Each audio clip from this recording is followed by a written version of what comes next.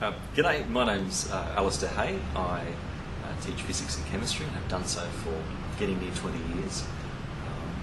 I've got a Master's in Curriculum Studies, so I'm very interested in student learning and the process by which students learn. My primary science degree was in high energy physics and with a second in chemistry. See these final weeks as not quite an ultimatum, but really there seems to be a strong message from family and from friends that now's the time to get working, and I really think that students are very keen to become involved with these days, start working together better in groups. As I said, consolidating the work. They've done so much hard work to get to here. You're talking about a lot of different learning styles throughout the year. You can bring all that knowledge together, look at the way in which it's been taught, piece that back together. I think we can make a really a solid impression on improvement towards the HSC. When I write the booklets for my own courses, I always try and think of, from my own experience, what those areas in the course students find most difficult to cope with. So, in a sense, they're drawing on many years of knowledge and understanding of what students find hard to grasp.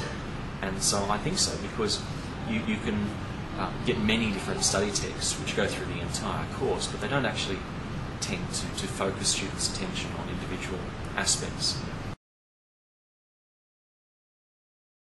My name is Michael Reid. I'm a specialist teacher of religion and have been teaching studies of religion at the HSC since 1997 and marking for the last 6 or 7 years in studies of religion, and I've also worked as an external examiner in studies of religion for the Catholic Secondary Schools Association. Coming up to the HSC exams, for a lot of kids, the work that they've done on their foundation studies, their core content of the course, can be as far back as term 4 of year 11. Coming up to the exams, it's good to go through that content again, to make connections between that and the structure of the exam, to make sure that they're really prepared to answer any question the exam might throw at them.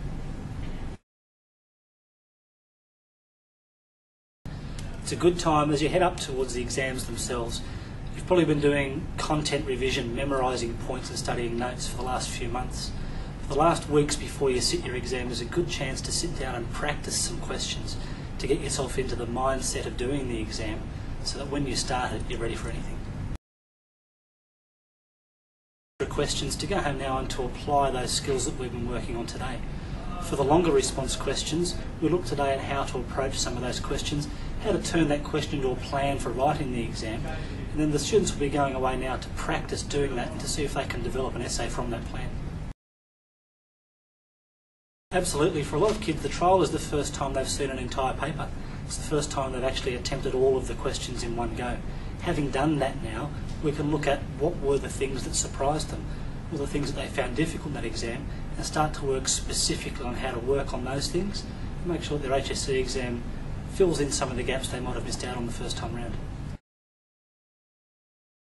This is a good chance to make sure that what you've been doing for the last couple of years is now focused into this final hurdle. Hi, my name is Elizabeth Thrum. I'm a biology teacher. I've been teaching biology for 16 years and I'm a senior marker in the HSC. I'm on the Catholic School Trial Committee.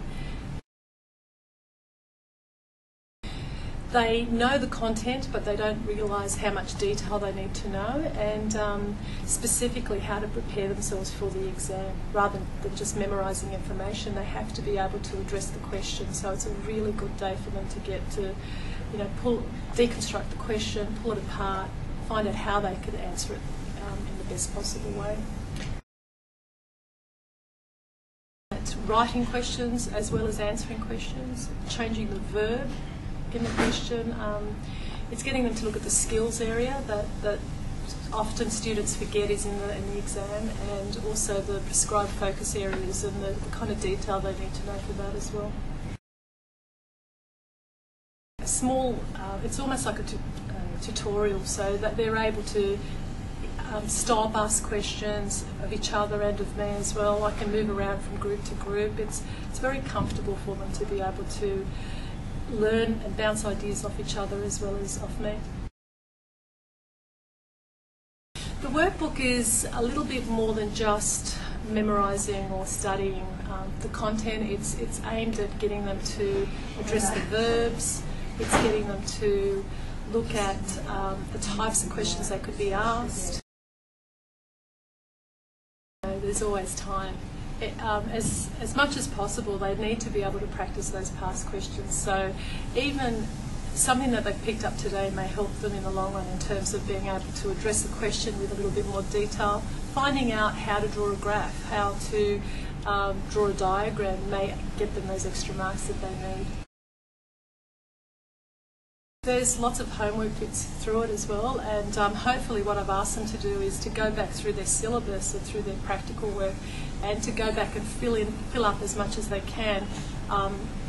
They filled out a little bit from the PowerPoint, but they really do need to go back. It's a good study tool, actually. Into a class again with a couple of like-minded individuals actually gets them motivated, and at this stage of the game for the HSC, it's all about motivation. G'day, I'm Michael Donnelly. I'm Assistant Principal at Penshurst Marist Brothers. I've got an economics degree and Bachelor of Education. I think the excellent things that they got were particularly around exam technique, where they realised that they didn't have to do any more study. It was about how they went about answering the questions and interpreting the questions, using their case studies more effectively, rather than any extra additional work that they had to use. I think that was really important. They certainly got a lot out of going through the important components and terminology and things like that in the syllabus, where I was able to point out for them important things that they need to remember, keys to answering particular parts of the paper where certain content need to be included. I think they found a lot of value with that.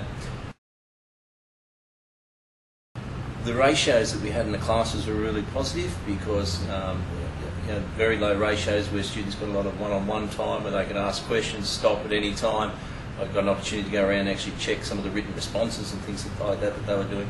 And for them as well, they walked away with quite an extensive handbook of questions and preparation material, syllabus material and other examples, worksheets and things that they could use then in their own revision and also in practicing the questions prior to the exam. And I think gave them a really good opportunity to get a different perspective on how to answer things, little tricks of the trade that help that make sure that they try and do the best that they can.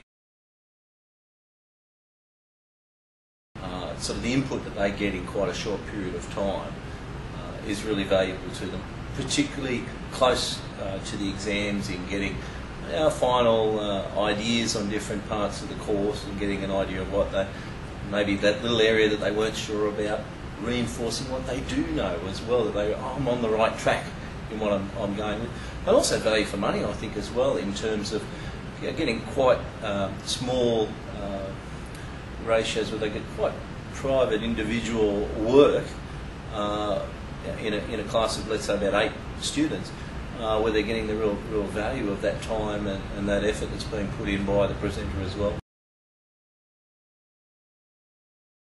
In organising themselves, organising their notes, having questions that they can practice, worked answers that they can go on back and look at and review over, and also a good way of eliminating what it is that they know, so they just have to concentrate on those sort of things that they need to really remember. So I think they'll be really effective.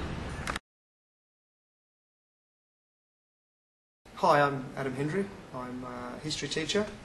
The reason I'm here is to help students to gain those extra few marks for their HSC, but also just to hopefully reaffirm what they've learnt and how they've learnt and the skills that they've learnt and whether they can apply them in a sort of more consistent and confident manner in the HSC. It's really about decoding the HSC, simplifying it and making it manageable, putting it in bite-sized pieces and showing students what the formula is for the HSC, that they get time allocation, they get mark allocation, everything there is in front of them for them to do it and to do it well.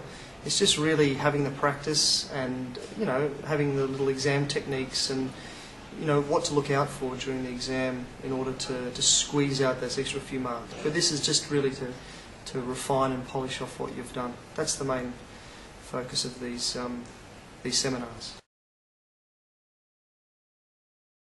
No, it's about addressing the question directly, clearly, concisely, and that's the most important thing. And to do so in history, of course, with evidence. Now that's, using evidence and taking that evidentiary approach is quite difficult for many students. They really have to get into that habit, and it's a habit which, it is a skill. It's definitely a skill, and the sooner you master it, the better marks you get.